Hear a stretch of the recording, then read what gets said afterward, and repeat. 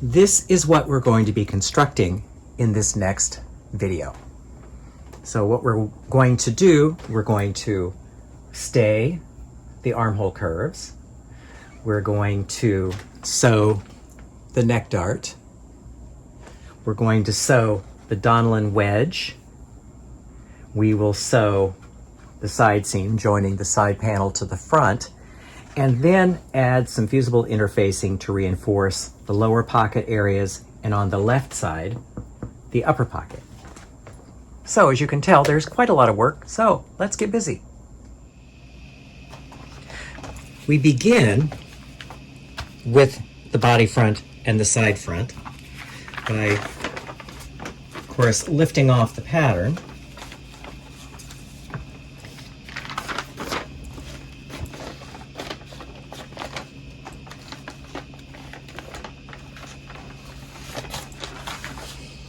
And first on side panel, separating the thread tracing and the tailor tacks.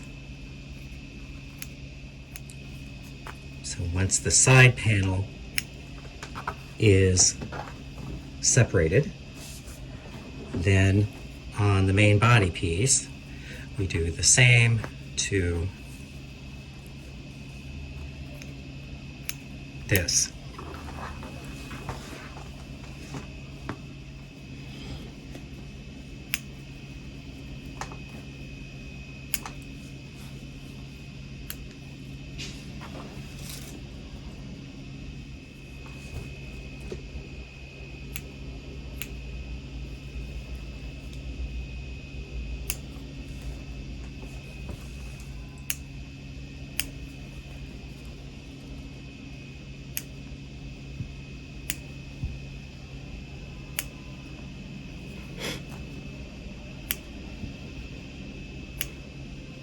Okay. Let me just zoom in here. So we have everything marked. The next stop is to mark everything on the back in pencil. Okay, so here I have everything marked. So I can actually get rid of some of this here so you can see better what I have marked here.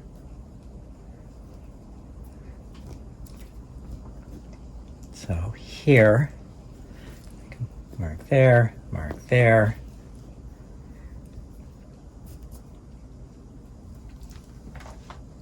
So as you can see, I'm just going to outline what I've done. I've marked, this is the end of the pocket, the waist pocket. This is the alignment line for the vent. This is the hem allowance on the side front. And so on the body front, I'm going to start at the top here. There we go. So I've marked the shoulder dart and the roll line. And this is the pocket placement, which I'm going to put on the left side of the garment. Then as you can see here, this is the Donlin wedge. So what's going to happen first is we're going to go over to the pressing table. I'm going to stay the curves. Then we're going to construct this as our first step. On the body side panel, we need to stay the armhole. So what that looks like is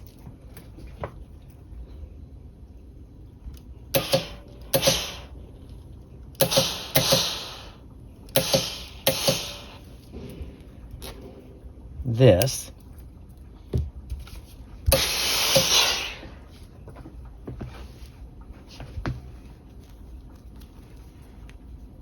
So now the side panel is ready for the next step. On the body panel, the front body, we want to stay this armhole, and it will look something like this. just don't want anything to stretch.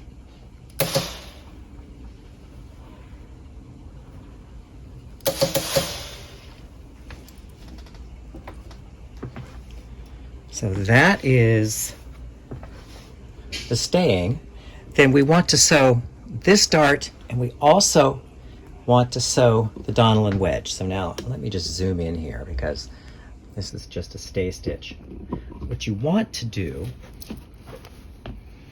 what I'm going to do is I'm going to go over to the sewing machine and sew a stay stitch along here and stop it right there. Once I sew that stay stitch, I will meet you back at the work table. So I stay stitched from there to here. Now you're going to see why I've stay stitched. So let me just zoom out just a bit. So I'm going to cut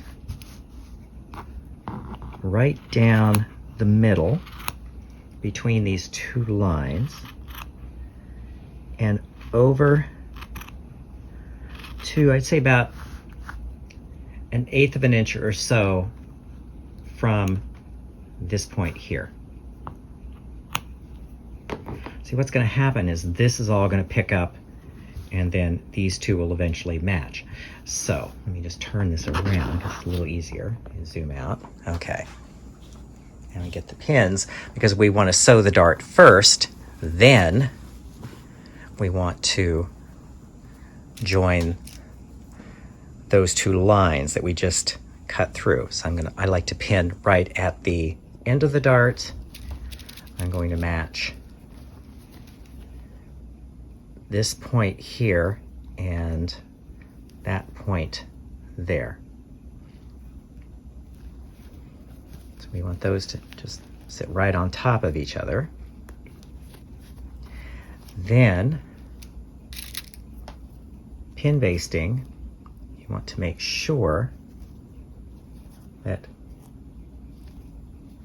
your stitching lines sit one on top of the other.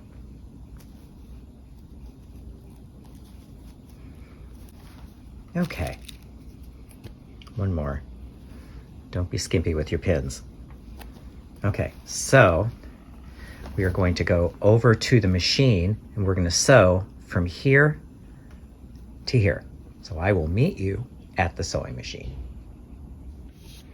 Okay, so I'm going to come in here, put the needle down right on that point.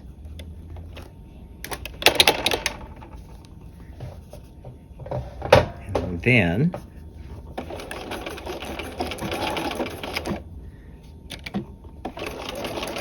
back tack, and then sew along this dart.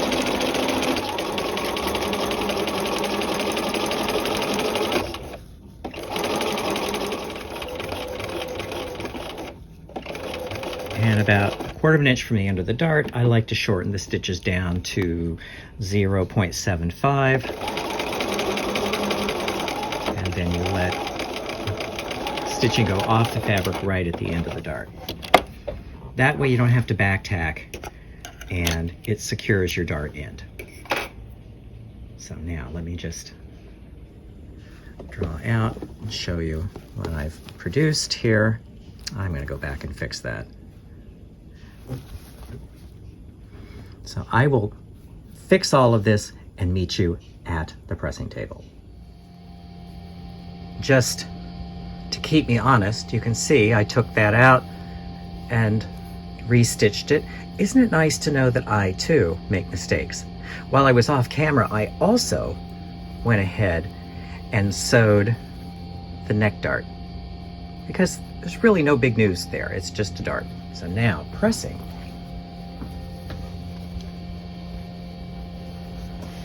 Press as sewn first.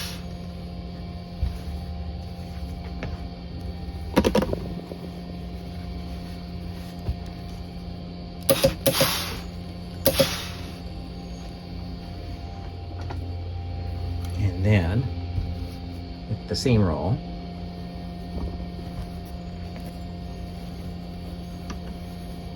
I like to press this one towards the collar.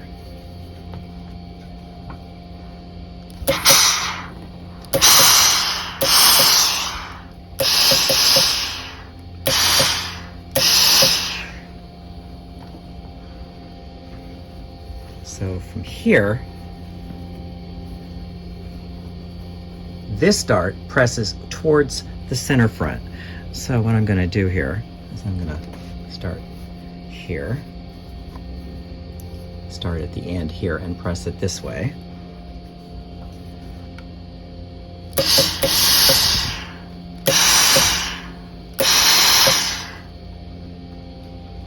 And so what will happen here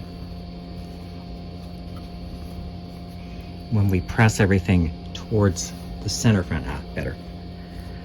The object here, when we press, I may have to clip that just a teeny bit more.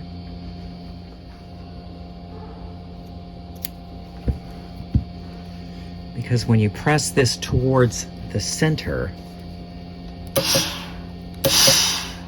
you then want this side with the machine stitching to overlap when you're pressing.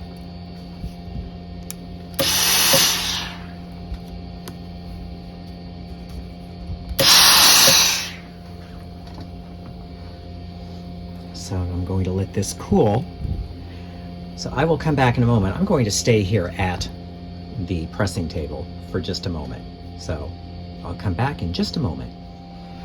So the next step on here is we're making an overlap seam. We're lapping one stitching line over the other so that these two matching notches here match. And so really what you're just doing is you're looking to see where that machine stitching is going to match on the pencil line.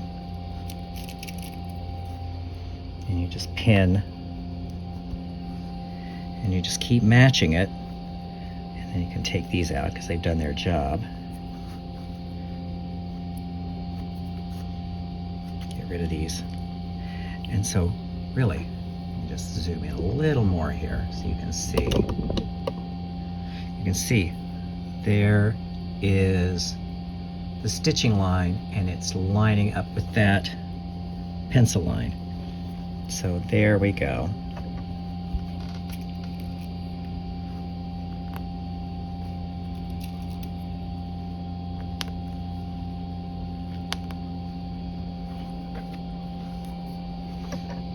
So there we have it.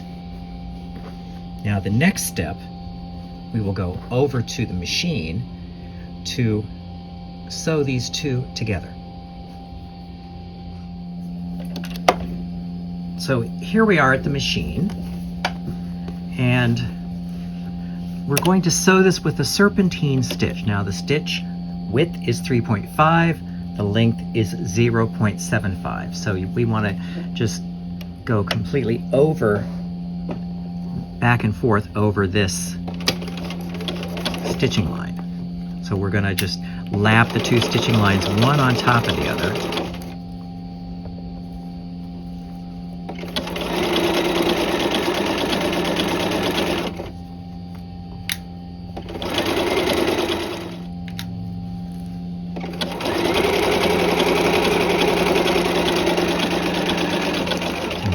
And you stop right at the dart.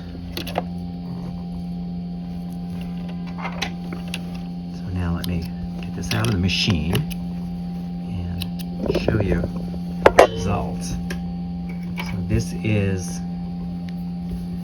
an upright. So I've serpentine stitched this all the way across. So this is what it looks like from this side. I will go to the pressing table, give this a press, and I will meet you back at the work table. So one thing I like to do before I go any further is you want to flatten this out as much as you can. So you can come in here and just trim. I mean, this is not a lot, but every little bit helps. Just want to get that to the stitching.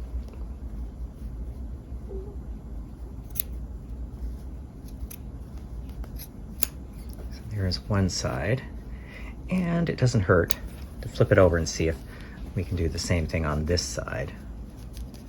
Where is it? Yes, the advantage of something with a high texture. You can barely see. So I just want to, oh, there we are. That's what I want to shave off. See, ultimately the pocket will set over this, covering it. So now, the firehouse is a block away. It's such a comfort. So we're going to look at this for a moment. And I will come back when they're finished. They're gone. We're back. So the next step here is to sew this seam. I'm going to make just a few little tiny snips here, because we're going to put these two pieces right sides together, and I'm going to pin those, and I will do that off camera and bring them back. Okay, have everything pinned right sides together.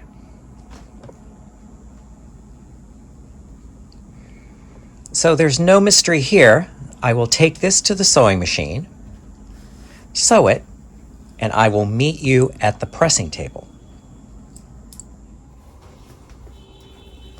So we're back from the machine. So we want to press this seam.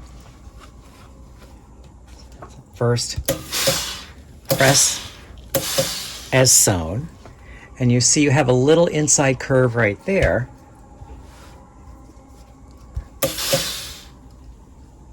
So you press that so you don't have to clip it. From here, this goes on to the seam roll, and we press everything open.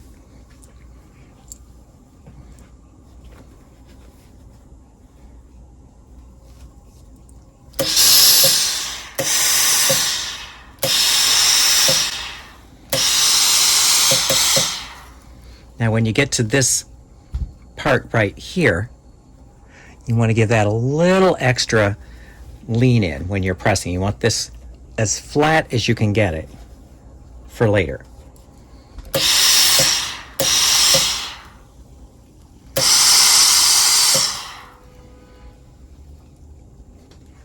Okay, so I'm going to let this cool. I need to take the sleeve board and the seam roll away because we want to work the next step flat.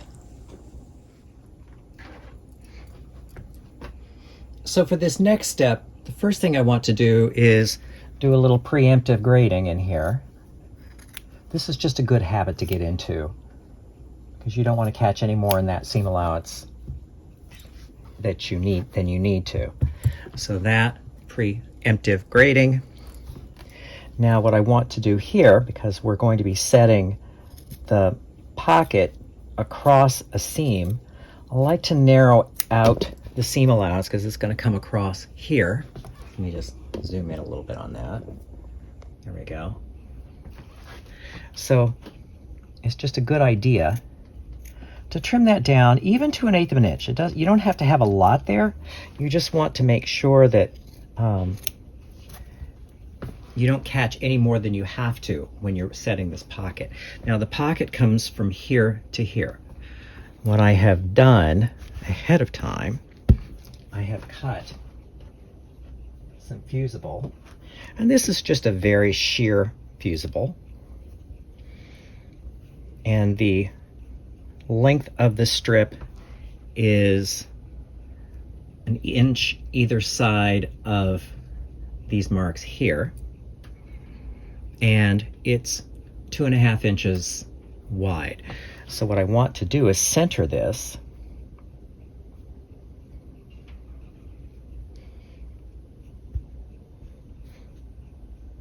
like so, and then with the pressing cloth, when I lean on it, press it down,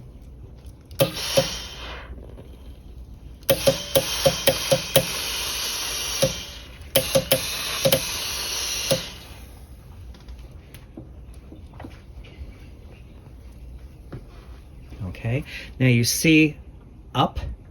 This is something I do to keep myself from getting confused. This particular fusible is extremely difficult to figure out right side from the sticky side.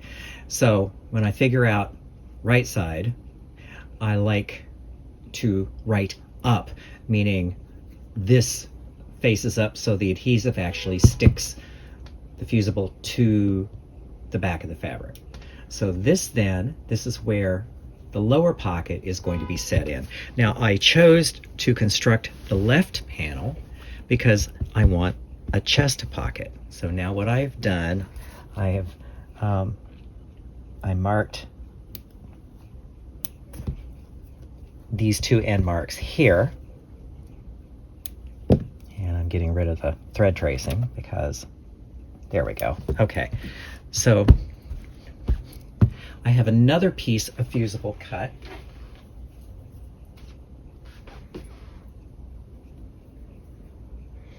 Now, again, 1 inch either way. So this is a little longer. I'm going to trim this down. Now you notice that I like to use the pinked rotary cutter. This actually diffuses the edges, the cut edges, so they don't read through the fabric. Now what I'm going to be doing is, this is a 2.5 inch wide strip. So the opening, these 2 points here, are 1/3 of the way up. You have the other 2/3 here, because this is going to be a single welt pocket. That is actually going to be our first lesson after this. But this, you want some reinforcement so that you can stitch the welt, the single welt, and make it secure. So